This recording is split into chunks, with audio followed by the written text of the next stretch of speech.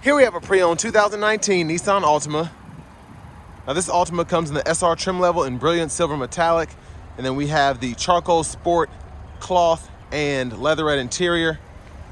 The powertrain consists of a 2.5 liter naturally aspirated 4-cylinder engine mated to an Xtronic continuously variable transmission. Less than 30,000 miles on this particular example. To the front end here, we do get our LED headlamps along with the LED daytime running lights. The lights don't dance like that. That's just how my camera's picking them up, but really like the front fascias of the Altima since they got their redesign. Over here to these wheels, these are gonna be 19-inch alloy wheels. Also like that design as well with this SR. Love the black trim, black mirror caps. We get passive keyless entry on the front. And then to the door panel, there's our handle. Power mirror controls are there. Rear window lock out here. Power door lock controls. And then we have a one-touch up and down window on the driver's side. Just regular power windows on the other 3 doors. Bottle holder, blind spot monitors. There's a trunk release, and then we have the brightness for the gauge cluster, trip meter, hood release down here, gas cap release, foot pedal parking brake, manual tilt telescoping steering wheel, and here's our power driver seat with 2-way power lumbar support. Now I want to give a huge thanks to Chevrolet Buick GMC of Murfreesboro for allowing me to review this car today. I'll leave a link below in the description. If you're looking to find the best price on one of these closer to home, click that 3rd link down below. It takes just a minute to fill out your information, and I'll make sure the local dealers are fighting to get you the best price on this or whatever pre-owned vehicle you might be interested in. Now I have the seat up front adjusted for someone of my size, being 6'3" with longer legs, so there's my leg room in the back. Not bad for this size vehicle. Seat back pockets are on both sides. Then you have a USB-C and a USB-A charge port. There's a look at the front. And this one does have the optional sunroof there. And then here are our reading lights. Middle seat folds down, bottle holders. There's a grab handle. Now if you need the child locks, you go to either door, lock, unlock there. You do get rear side airbags as well on the seat, which is always nice. Gas cap. As you come around to the back end, there's a look. Dual exhaust. I like the tips around it.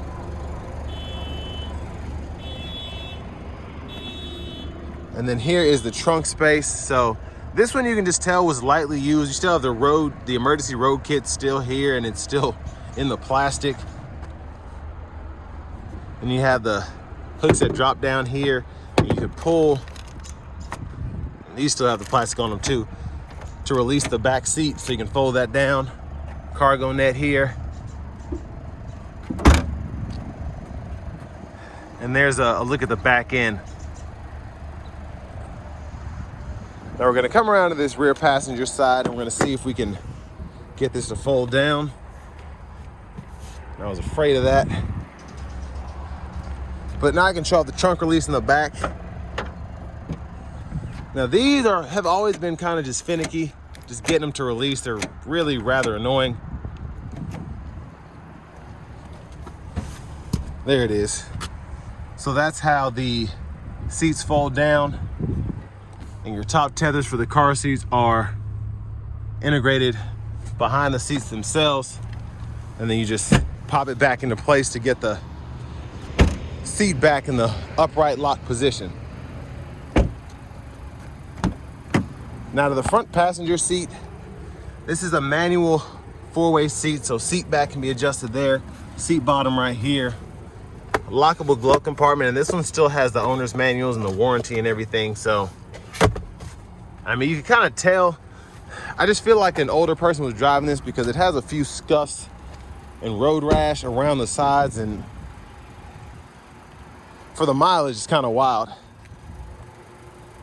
But I mean, easy body work mostly, and again, you just can tell where I don't know if they're parking in the garage or just hitting poles or what. But I mean, mechanically and on the inside, it looks really good. But there's that 2.5 liter naturally aspirated 4-cylinder engine. And before we hop in the driver's seat, just a quick look at the blinkers.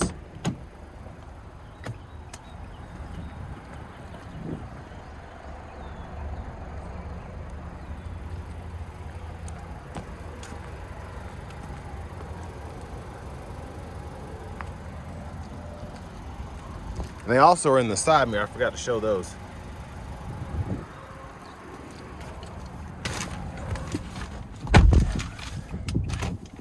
So nice leather wrap steering wheel here. I like the feel of that overall. There's the horn. Flat bottom design is nice as well. Now over here to the radio, we do get our AM, FM, XM radio along with Bluetooth audio. I'm wondering if that's because of the knob or if that's because of the screen, but yeah, that's an issue there. But again, AM, FM, XM radio, Bluetooth. We have Apple CarPlay, Android Auto wired. And a pretty simple setup in the screen where you can find pretty much everything you need. Yeah, I'm thinking the screen might be a little jacked up. But over here you can change your units, language, and then your camera settings there.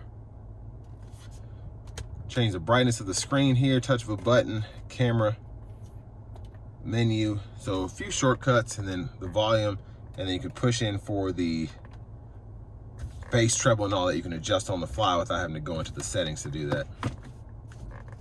Backup cameras here, guidelines follow you as you turn the steering wheel. Hazards are there. And down here we get our single zone manual climate controls with 2-stage heated seats for the front. You can choose fan direction down here. Cut the whole system off by turning that all the way to the left. And then a USB-C port and a USB-A port, and those connect directly to the radio. You have an aux cord as well, or an aux port, excuse me, then a 12-volt there. Now for the shifter, hit the brake, pull on this lever, reverse, neutral drive. You have your low gear there, and then, or your low mode, excuse me. And then you have your sport mode that you can toggle on or off, the push of a button there. Bottle holders, center console cubby space. And then up here, sunglasses holder, lights, and then this is the button for the sunroof. So I'm gonna hit the shade back, and you can one touch open that, and then close it as well. There's a look at the back seat from up here. Vanity mirror, and then back to the front, left side stalk, blinkers, high beams, off, parking lights, auto, and then we have our intermittent wipers over here. One time off, intermittent low, high. We can adjust that intermittent speed right here, then pull up for the fluid. And while in that low gear, you can activate these paddle shifters if you want to do that. You get those simulated shifts. And then volume. For new country. Oh, I messed that up. And then we have the track list, radio station presets we can go through here. Back button. It must be that knob because it's working fine on the steering wheel. And we can go through the settings and the safety system, the info. You got the tire pressure monitors, trip meter, fuel economy, all of that in there. And then you have access to your settings right there in the middle. And then voice recognition, Bluetooth, standard cruise. You can set your speed, cancel. Push button starts here. And then finally, here's the key fob with remote start. But next, let's go ahead and take this 2019 Nissan Altima SR out on the road for a test drive. So starting the test drive in this Altima SR here, I mean, a very simple car to drive. One thing I will say about the Xtronic CVTs, whether you like them or not, they just put the power down very nicely. They're very fuel efficient, and not really a lot is going on here in terms of jerking and being uncomfortable and whatnot. Now you do have to make sure that you keep the fluid change in these, or else they'll kind of crap out very, very easily. But for the most part, it's if you're looking for just a car that's A to B, is a solid powertrain that's fuel efficient, relatively inexpensive to maintain.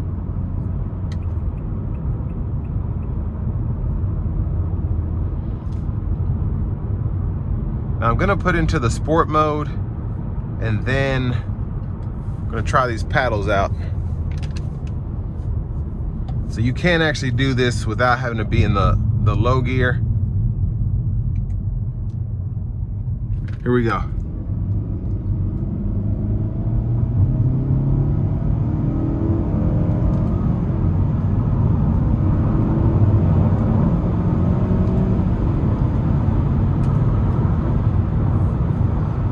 So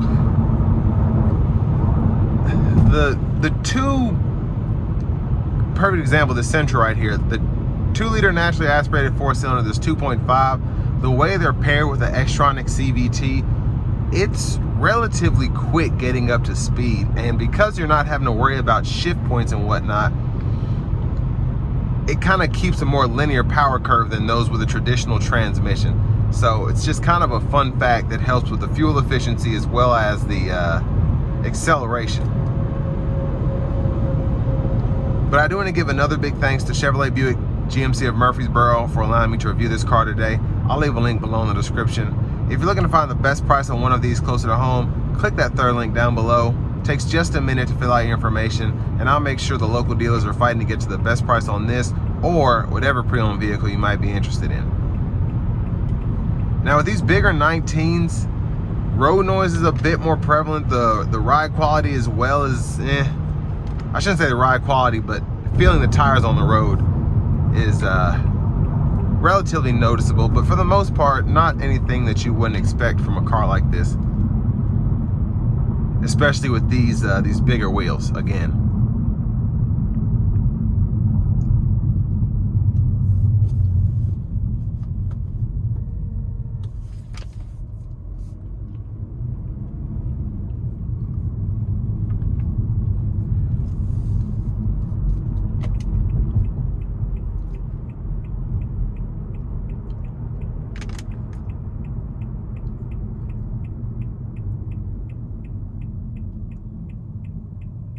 Now in terms of what you get for the money, I think this is pretty solid. Again, just on the outside, you have a few body things that I would get fixed personally, but it's a Nissan Altima, it's an SR.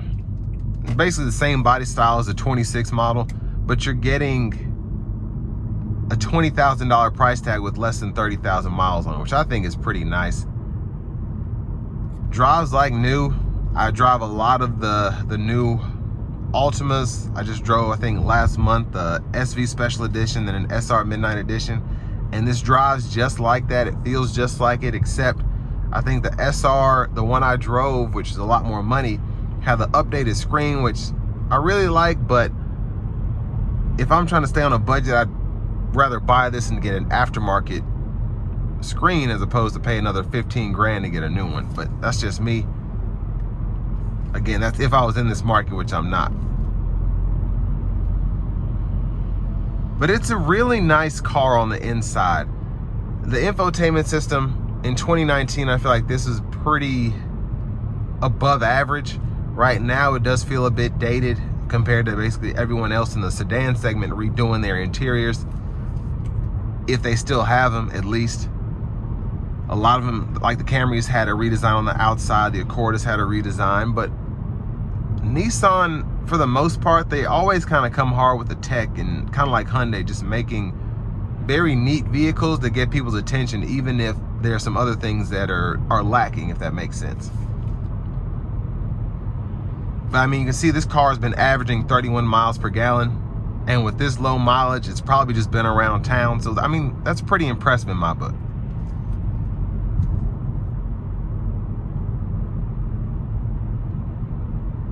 But for $20,000, getting a car that gets close to 35, 40 miles per gallon on the highway, great commuter. And even if you're driving around town, you're getting that 27, 28 miles per gallon. But even having the heated seats, the optional sunroof, having CarPlay, Android Auto, at least the middle part of the gauge cluster being digital, it feels, again, relatively modern, relatively new, even though it's coming up on 10-year-old car. But again, for the money and for this kind of mileage, even with the slight defects on the outside, I think a pretty solid deal. But all that being said, this will bring me to the end of my review of this 2019 Nissan Altima SR.